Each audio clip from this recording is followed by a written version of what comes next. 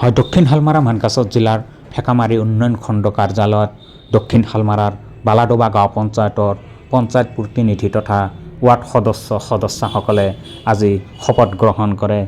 বালাডোবা গাঁও পঞ্চায়তৰ হাছিনা ইয়াছমিনক সভানেত্ৰী আৰু আসমা খাতুনক উপসভানেত্ৰী হিচাপে নিৰ্বাচিত কৰে বালাডোবা গাঁও পঞ্চায়তৰ ৱাৰ্ড সদস্যসকলে। দক্ষিণ হালমাৰা মানকাছৰ জিলাৰ মানকাছৰ উন্নয়ন খণ্ড আৰু ফেকামাৰী উন্নয়ন খণ্ডত পঞ্চায়ত প্ৰতিনিধিসকলৰ শপত গ্ৰহণ অনুষ্ঠান চলি আছে।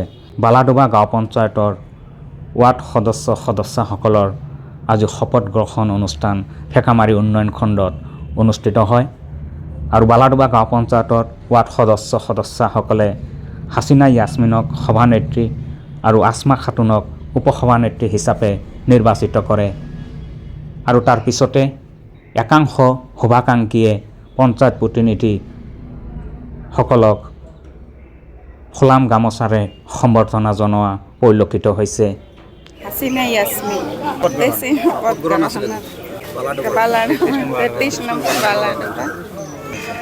মই বালাডোবাৰ উন্নয়ন কৰাৰ কাৰণে মোৰ ভাল লাগিছে। সমাজৰ হৈ কি কাম কৰিব?